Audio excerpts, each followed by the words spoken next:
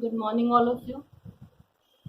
Students, we were doing the revision of the chapter 2, that is nutrition in living organisms, animals, and human beings, in which we have started the revision of nutrition in human being. We revised the terms like ingestion, digestion, absorption, assimilation, and egestion. Then we have started the revision of different parts of alimentary canal with their functions, in which we did buccal cavity, different parts of buccal cavity like teeth, tongue, and salivary glands. Today we will start the revision, the continuation of the chapter, that is, the next part of alimentary canal is esophagus, which is known as food pipe. It is the connecting pipe which connects the buccal cavity and the stomach. Food passes through it by the contraction and relaxation of the muscles of the wall of food pipe, and the food reaches to stomach. Stomach is a bag-like structure in which food remains for at least 4 hours, and digestion of food takes place here with the help of some secretion from the wall of stomach. These secretion contains some gastric juices, hydrochloric acid, and mucus. Mucus helps to protect the lining of the inner wall of stomach. HCl, hydrochloric acid, helps in the digestion of fats. It provides a medium for the digestion of fat, helps in the functioning of different enzymes which require acidic medium, and it also kills the bacteria which is present in our food. Gastric juices helps in the digestion of different nutrients present in our food. The next part of our alimentary canal is small intestine. It is not small, its length is 7 to 8 meters long, and there are three secretions get mixed in the food in small intestine. The first one is secretion from liver. Liver secretes a yellowish fluid which is known as bile.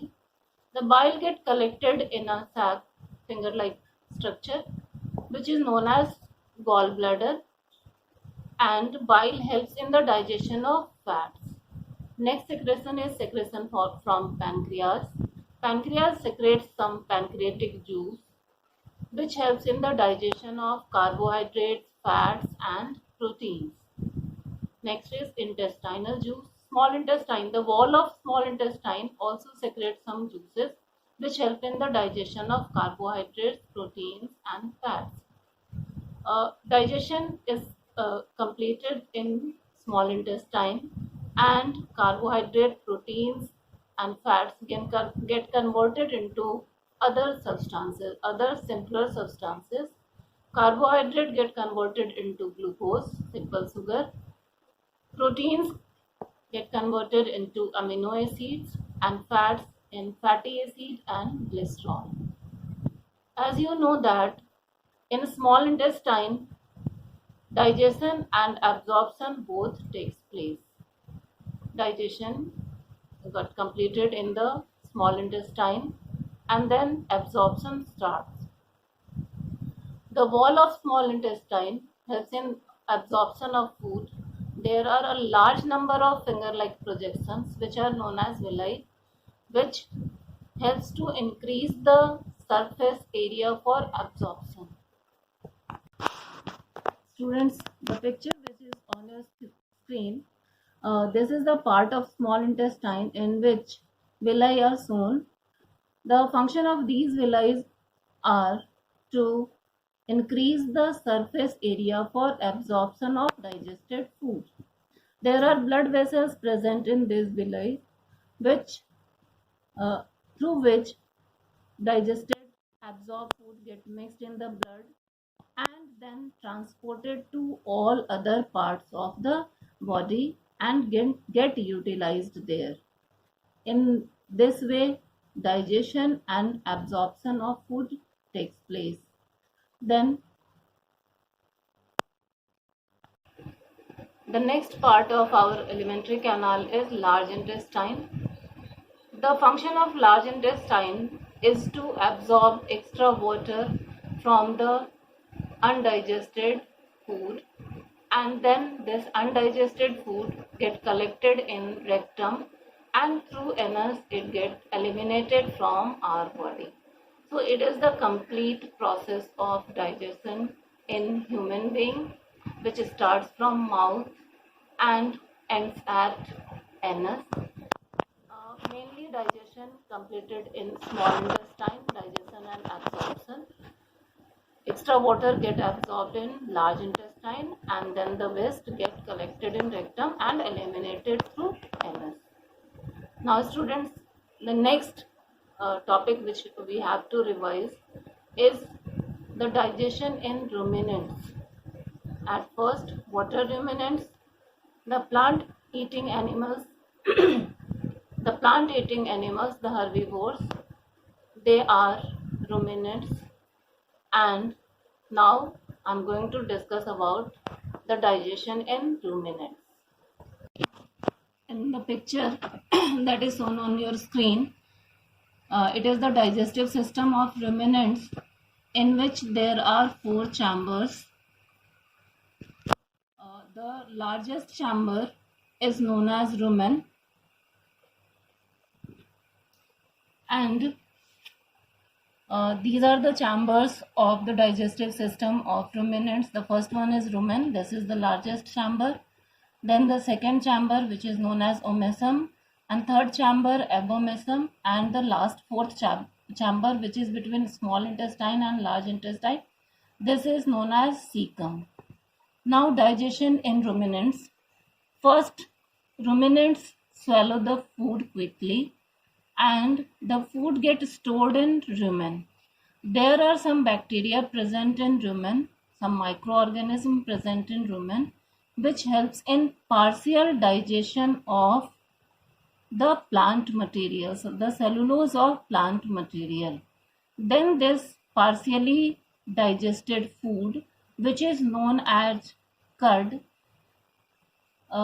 brought back to the mouth of the ruminants, then they chew it again. This process is known as rumination, and the partially digested food, which get partially digested in rumen, is known as curd. That means the ruminants brought back the curd into their mouth again and then chew it thoroughly. This helps in the digestion of cellulose material present in the plants, and this process is known as rumination. Then the food again passes through different chambers of the digestive system.